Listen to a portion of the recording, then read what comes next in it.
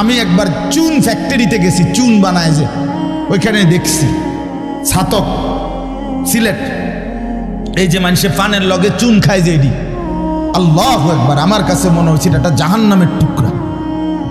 আগুন কাকে বলে? এত তীব্র প্রখর আগুন। ওইখানে মনে করেন ওই বিল্ডিংটা আমার এখান থেকে মানে গরমের হাট লাগতেছে, আমি পারতেছি না আগাইতে, অথচ ওইখানে দাঁড়াইয়া দেখছি কর্মচারীরা বড় বড় লোহার আংটার মতো এগুলো দিয়ে দিয়া পাথর এগুলো লাড়তেছে, আরামসে হেতে কথাও কয়, তিড়েও লাড়ে, মানে অথচ আগুনটা কি আগুন, জাহান্নামের আগুনের মতো। কিন্তু তার ধৈর্য কুলাইল কেমন? আল্লাহ বলেন এটা আমি বন্টন করি, আমি এই দুনিয়ার কর্ম বন্টন করি, ফলে এই দুনিয়ার এই স্বাভাবিকতা ভারসাম্য টিকে আছে। আমরা আল্লাহর সাথে বেশি তুচ্ছ অবজ্ঞা করছি, আমরা জানি না আমাদের শেষ পরিণতি কি। ওমা কাদারুল্লাহ হাক্কা কদরি, আল্লাহ বলছে বান্দা তোমরা আমাকে যথোপযুক্ত কদর করলা না। ওয়াসসামাওয়াতু মাতবিয়াতুম বিয়ামিনি, আল্লাহ বলে জানো বান্দা আমি সেই আল্লাহ যে চাইলে এক সেকেন্ডে এই 7 আসমান একটা পলকের মধ্যে মিনিটের ভিতরে গুটাইয়া আমি আমার কুদরতি হাতে নিয়ে আসতে পারি।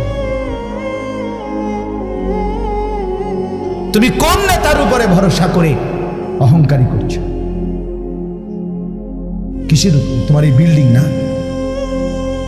তোমার এই টাইলস, তোমার এই 5 তারার ফাইলিং, তোমার এই ইঞ্জিনিয়ারের নিশ্চয়তা, আপনার এই সয়েল টেস্ট রিপোর্ট, এটার উপরে ভরসা করে আপনি অহংকার করছেন না? স্বামী বিদেশ, এ কারণে মা বোন বাজারে ঘুরছেন না? বাস্তবাদের ছেলেরা, তোমাদের বাবা কিছু টাকা রোজগার করছে, এই কারণে জিন্দেগি এভাবে ফেলে দিলা। এক ওয়াক্ত নামাজ পড়তে মন চায় না, তাহলে আল্লাহ লাগবে না বন্ধু? না, মালিক লাগবে না? সোজা কথা, অনুভূতি জাগা দরকার দোস্ত, বিবেক জাগা দরকার। বলেন সারা দিনে মোবাইল টিপে জিন্দেগির কি অর্জন হচ্ছে? জীবনটা আমাদেরকে কি পরিমাণ হায়াতের সময় আমাদের নিচ্ছে। আহা যুবক, যদি বুঝতেই হবে বাপ, অচিরেই বুঝবেন, অচিরেই বুঝবেন। এই প্রযুক্তি আগে ছিল না, আগামী দিনে থাকবে না।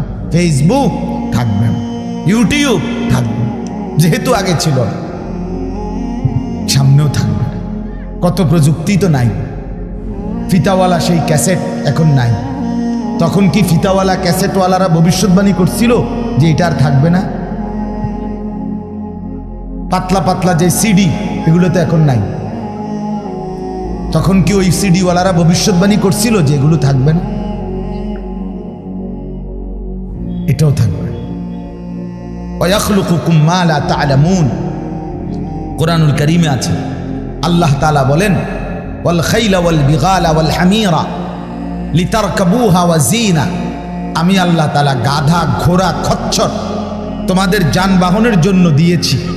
মজার কথা হলো এরপরে আল্লাহ বলছে এরপরে আমি অচিরেই সামনে আরো অনেক কিছু বানাবো, সৃষ্টি করতে থাকবো যা তোমরা জানো না। মুফাসসিরিনে কেরাম বলে এই কথাটাই প্রমাণ করে কোরআনের যে পৃথিবীর কোনো আধুনিকতাই এখানে শেষ হবে না, এর চাইতে আবার আগে বাড়বে, আরো সামনে হবে। বুঝেন নাই কথাটা? আধুনিকতা এখানে শেষ, এখানে না, এখানে শেষ। বরঞ্চ ইসরাফিলের ফু পর্যন্ত উৎকর্ষ আধুনিকতা বাড়বে, আরো আসবে, আরো আসবে, আরো আসবে। আর কি হইতে পারে আপনি দেখবেন। আমার তো মনে আছে প্রথম যেদিন আমারে প্রথম 2-4 বার শুনাইছিল যে মোবাইলের মধ্যে ছবি দেখা যায় বিদেশ থেকে কথা কইলে, যিনি কথা কইতেছে, আমি হাসি দিয়ে উড়ে দূর বেটা বেওকুফ বেটা, কি কস না কস। কিন্তু পরে দেখলাম এটা একটা ডায়লবার। এখন তো এটা কোলের বাচ্চাও বোঝে তার আব্বুর ছবি দেখা যাইতেছে বিদেশ থেকে, ঠিক কি না বলে? এটা কি কেউ ভাবছিল তখন? ওয়াখলুকুকুম, আল্লাহ তাআলা বলেন তোমাদের জন্য সৃষ্টি করব, অচিরেই করতে থাকব। মোজারের সিগা, যেটা ইস্তেমরার বুঝায়, ধারাবাহিকতা বুঝায়। মা লা তা'লামুন, যা তোমরা জানো না আমি তৈরি করব। ওয়াল্লাহু ইয়ালামু আনতুম লা তা'লামুন, আল্লাহ বলে আমি জানি তোমরা জানো না। তোমরা জানো মানুষের কোনো আবিষ্কার, এটা মানুষের সত্তাগত আবিষ্কার নয়, বরং আল্লাহর ফয়সালা। এই জন্য আল্লাহ তাআলা যাকে দিয়ে যা করাবেন দুনিয়ায় তা আল্লাহই করাচ্ছেন। কসম খোদার, এটাই সত্য। এই বন্ধু বিশ্বাস করো, এটাই সত্য।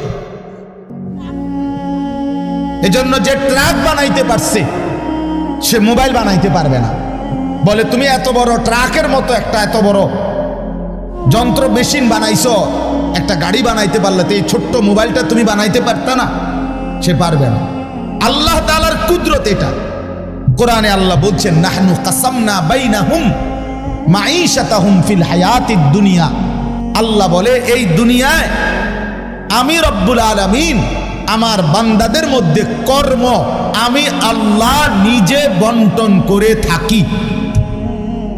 এটা কোরআনের আয়াত।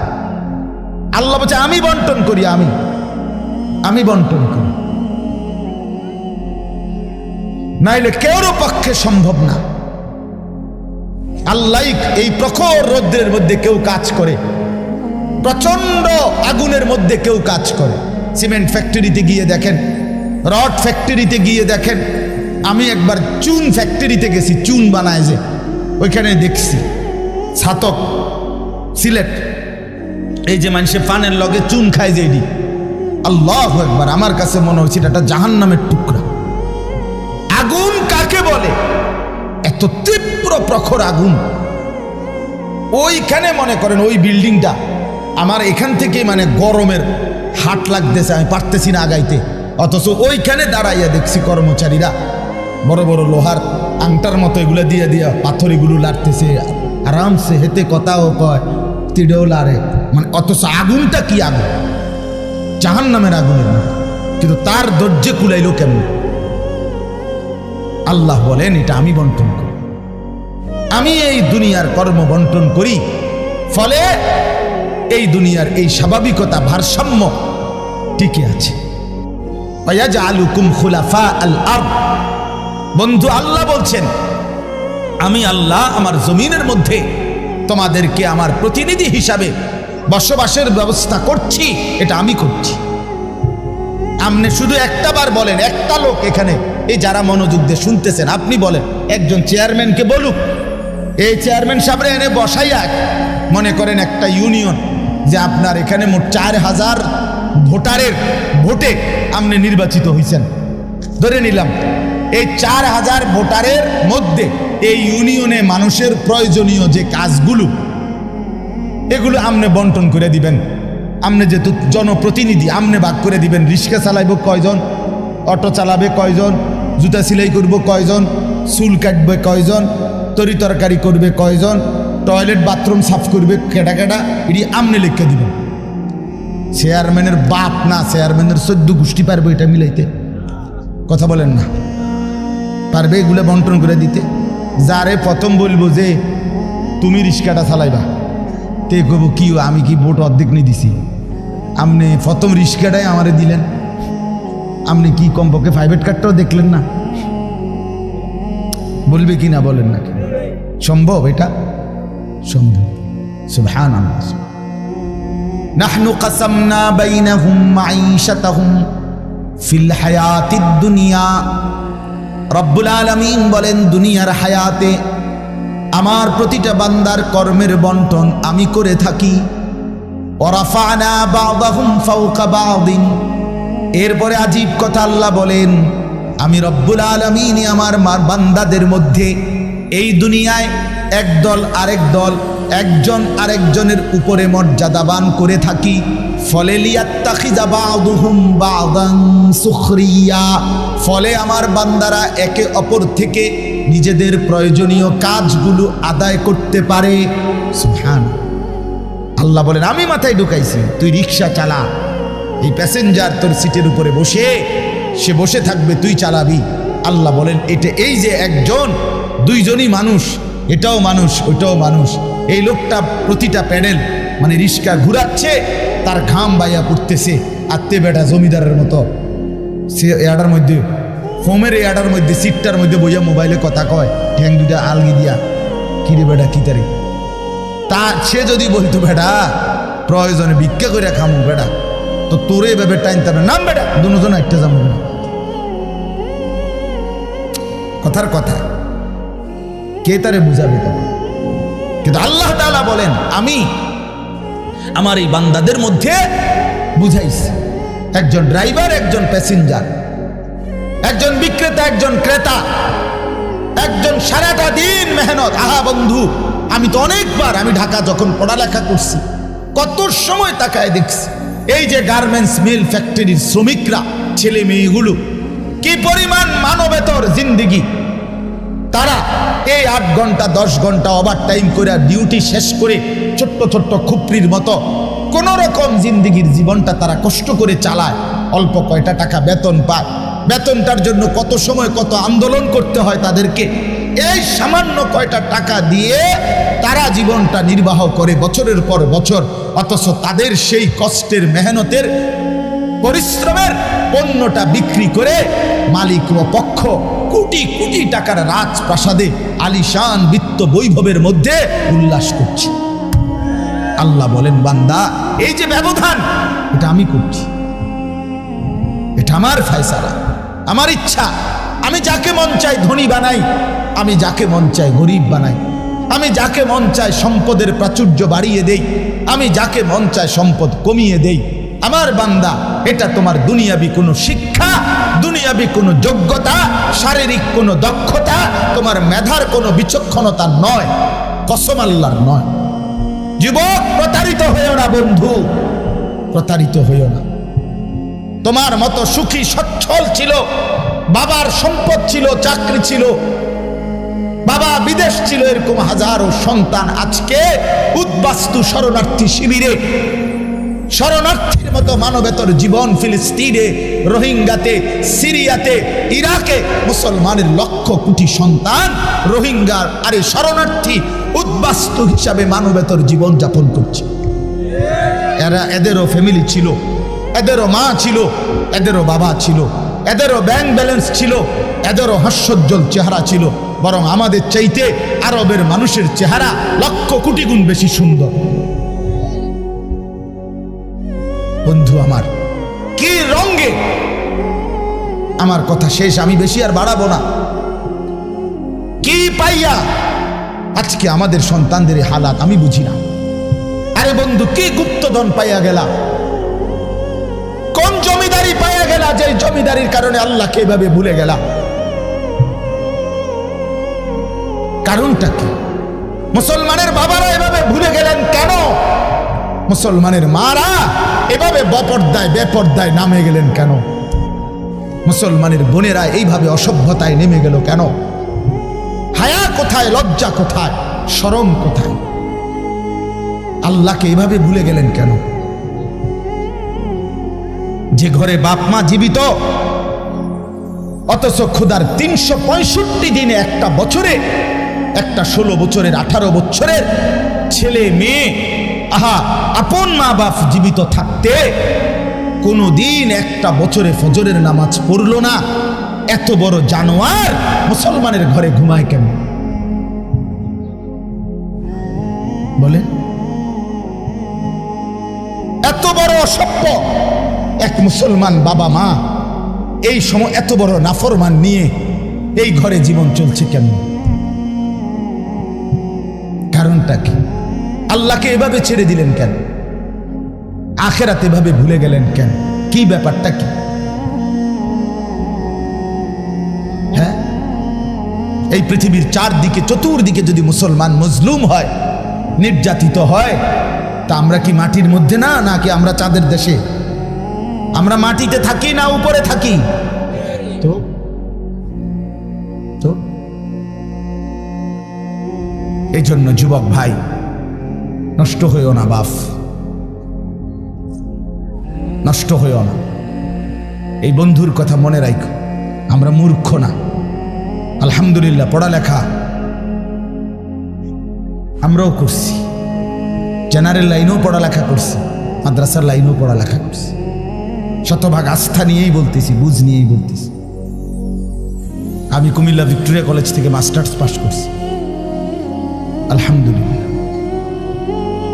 সরকারি আলিয়া মাদ্রাসা থেকে টাইটেল কামিল পাস করছি, কওমি মাদ্রাসা থেকে দাওরায়ে হাদিস পাস করছি। কাজে বুঝেই কইতেছি, বুঝেই বলতেছি। ইংরেজিও পুরা পড়ছি, আরবিও পুরা পড়ছি। এই জন্য বিজ্ঞান সায়েন্স বিভাগ থেকে দাখিল পাস করছি, এসএসসি। আমি বন্ধু বুঝাইতে চাচ্ছি এই কথাটা অহংকারের জন্য বা ফুটাঙ্গির জন্য না, এই বাস্তবতাটা বুঝানো। এই দুনিয়ার এই সবটা মিলাইয়া আজকে যে কয়জন অভিভাবক আছেন অথবা যে কয়জন যুবক ভাই আছেন, দোস্ত আমরা আল্লাহর সাথে বেশি বাড়াবাড়ি করছি। আমরা আল্লাহর সাথে বেশি তুচ্ছ অবজ্ঞা করছি। আমরা জানি না আমাদের শেষ পরিণতি কি। ওমা কাদারুল্লাহ হাক্কা কদরি, আল্লাহ বলছে বান্দা তোমরা আমাকে যথোপযুক্ত কদর করলা না। ওয়াসসামাওয়াতু মাতবিয়াতুম বিয়ামিনি, আল্লাহ বলে জানো বান্দা আমি সেই আল্লাহ যে চাইলে এক সেকেন্ডে এই 7 আসমান একটা পলকের মধ্যে মিনিটের ভিতরে গুটাইয়া আমি আমার কুদরতি হাতে নিয়ে আসতে পারি। তুমি কোন নেতার উপরে ভরসা করে অহংকারী করছো? কিসের উপর? তোমার এই বিল্ডিং না, তোমার এই টাইলস, তোমার এই 5 তারার ফাইলিং, তোমার এই ইঞ্জিনিয়ারের নিশ্চয়তা, আপনার এই সয়েল টেস্ট রিপোর্ট, এটার উপরে ভরসা করে আপনি অহংকার করছেন না?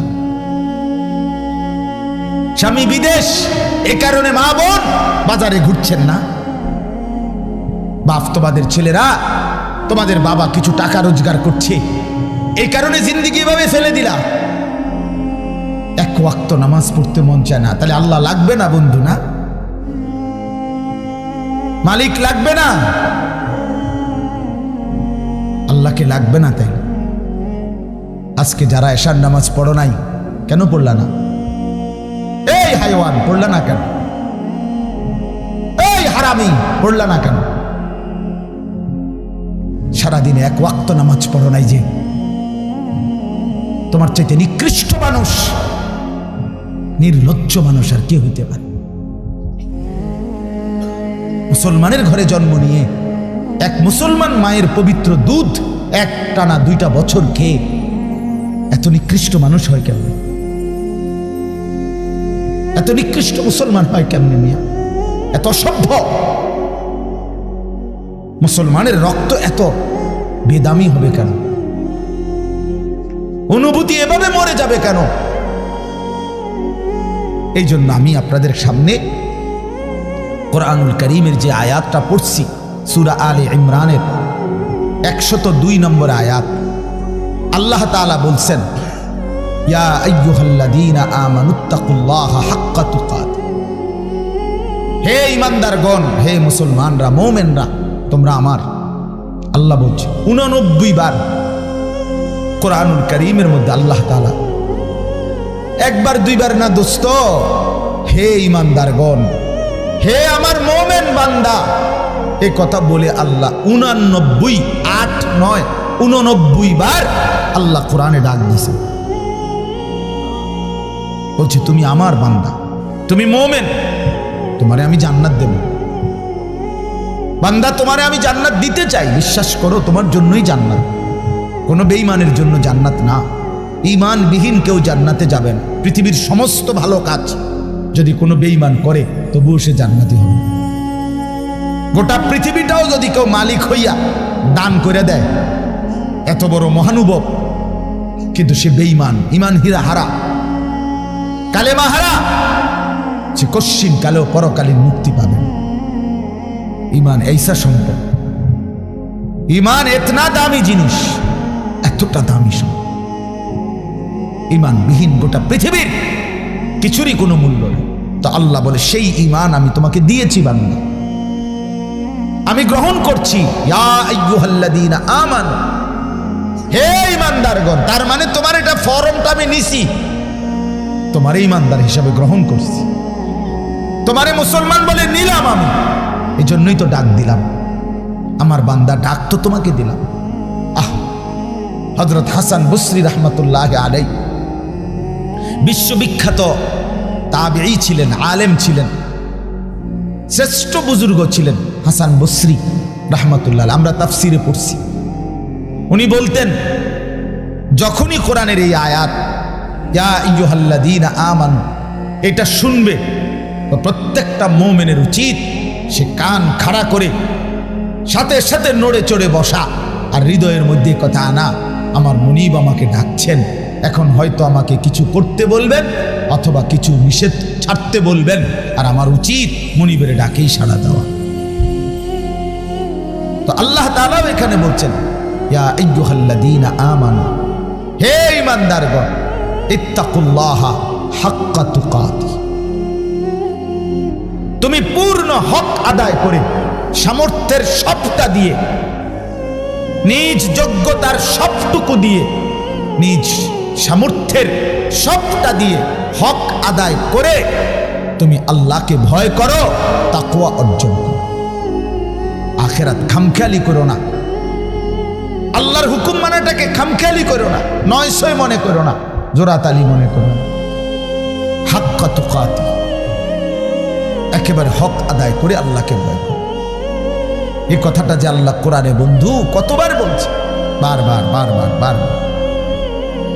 ইয়া আইয়ুহাল্লাযীনা আমানুত্তাকুল্লাহা ওয়া কুলু কাওলান সাদীদা, এই যে আল্লাহ বলছে ইয়া আইয়ুহাল্লাযীনা আমানুত্তাকুল্লাহা ওয়া কুনু মা'আস সাদিকিন, এই যে আল্লাহ বলছে ইয়া আইয়ুহাল্লাযীনা আমানুত্তাকুল্লাহা ওয়াল তানজুর নাফসুম মা কদ্দামাত লিগাদ ওয়াত্তাকুল্লাহ, এই যে আল্লাহ বলছে ইয়া আইয়ুহান নাসুত্তাকু রাব্বাকুম আল্লাযী খালাকাকুম মিন নাফসিন ওয়াহিদা, এই যে আল্লাহ বলছে ইয়া আইয়ুহান নাসুত্তাকু রাব্বাকুম ইন্না জালজালাতাস সাআতি শাইউন আযীম, এই যে আল্লাহ বলছেন বারবার বারবার বারবার।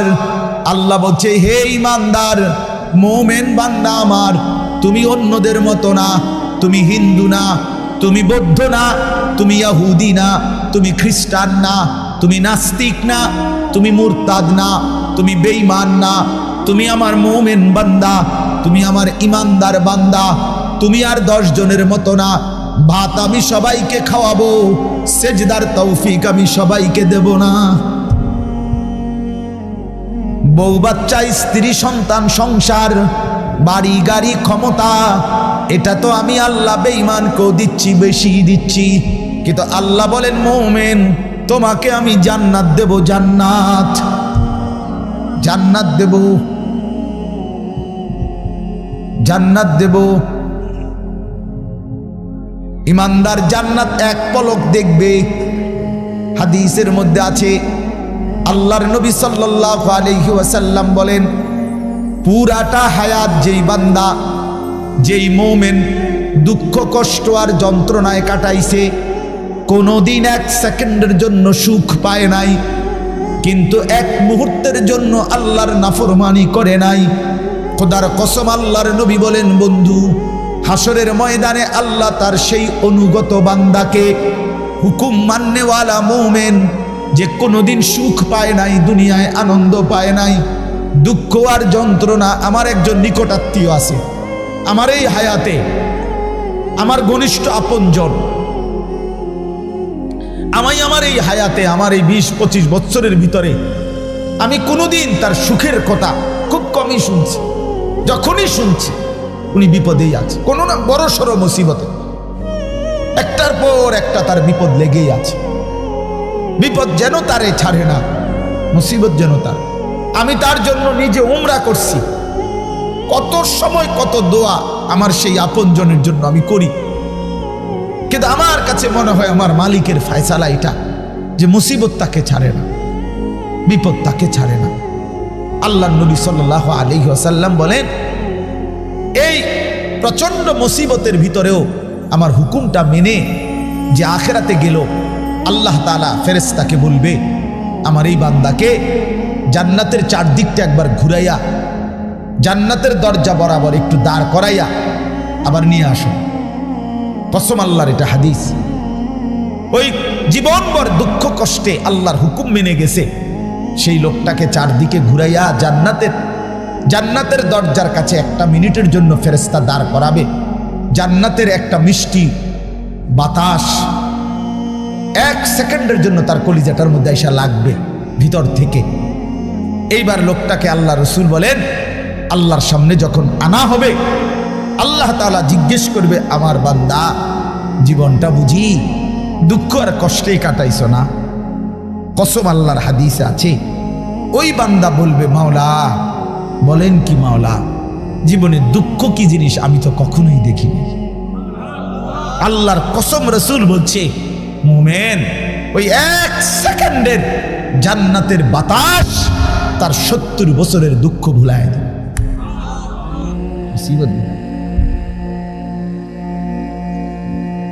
এজন্য বন্ধু চালাক মনে করেন না, সিটার বাটপার যারা, হ্যাঁ আমনে চালাক, আমরা বেকুব জি না, আমরা ভাত খাইয়া বড় হয়েছি।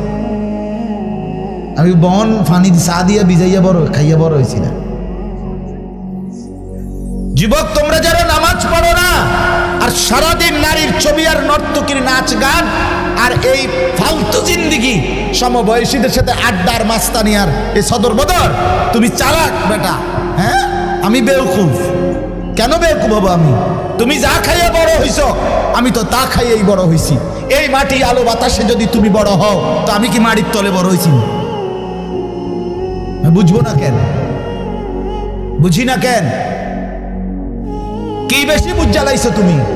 আপনারা যারা সুদ খান, ঘুষ খান, হারাম খান, আপনাদের যাদের অবৈধ উপার্জন, আপনাদের যাদের স্ত্রী বেপর্দা, আপনাদের যাদের মেয়ে বেপর্দা, আপনাদের যাদের ঘরে রঙিন টেলিভিশনে নাচ গান নর্তকীর ছবি সারা বছরের পর বছর চলে, আপনারা মোটেই চালাক না, আপনারা বেওকুফ, আপনাদের ফ্যামিলিও বেওকুফ। মিয়া আহাম্মক, মিয়া আপনি ধরা খাইছেন, মিয়া হেরে গেছেন, মিয়া হেরে গেছেন, জীবনের কাছে হেরে গেছেন, আখিরাতের সামনে হেরে গেছেন, কবরের সামনে হেরে গেছেন। আপনি সামান্য দুনিয়ার লেগা, অথচ এই দুনিয়া নেককাররাও ভোগ করে কিনা বলেন না কেন? নামাজ চললে ফাঙ্গাস মাছের যে স্বাদ, বেনামাজিরও এই স্বাদ। বেনামাজি যেটারে টাইলস কয়, নামাজি এটারে টাইলস কয়, তো কোনো মাটি কয় না। তাহলে আপনি আহামরি কি দুনিয়া ভোগ করলেন বলেন? কি জন্য আখিরাত ছেড়ে দিলেন? আল্লাহ আমাদেরকে বুঝার তৌফিক দান করেন। অতএব বাপ, আমার কথা একটু শক্ত, পরে মনে মনে কইবেন যে এরকম 2-1 জন থাকে, হুজুরদের মধ্যে কিছু থাকে, কি করবেন?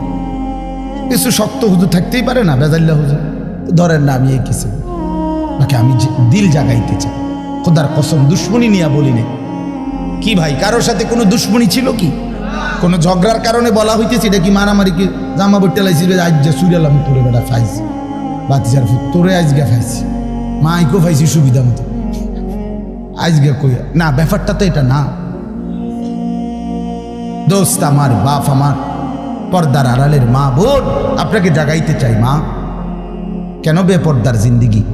যে নারী তার ইজ্জতের কদর বোঝে না, যে নারী তার পর্দার কদর বোঝে না, যে নারী তার সতীত্বের সম্ভ্রমের কদর বোঝে না, খোদার কসম সে নারী না, সে কোনো মহিলা না, সে ভিন্ন কোনো পদার্থ হইতে পারে। রাসূলুল্লাহ সাল্লাল্লাহু আলাইহি ওয়াসাল্লাম, আমরা এটাই পড়ছি, নবী বলছেন, নারী বলে তাকে আড়ালে থাকে যে, নিজেকে পর্দায় রাখে যে, নিজেকে আড়ালে রাখে যে, তাকেই বলে নারী। এজন্য যে বেপর্দা, বেহায়া, নির্লজ্জা, বেশরম, এটা কোনো নারী না, অন্য কোনো পদার্থ, অন্য কিছু। বলে তো কিতা এটা হেবুডি ডাক্তার দেখ, ডাক্তার এই তো একটা রিপোর্ট দিব, পরীক্ষা নিরীক্ষা করে চাইব কিতা এটা। আমি কি লেখতাম? রাসূল বলছে নারী বলে তাকে পর্দায় থাকে। আল্লাহ আমাদেরকে বুঝার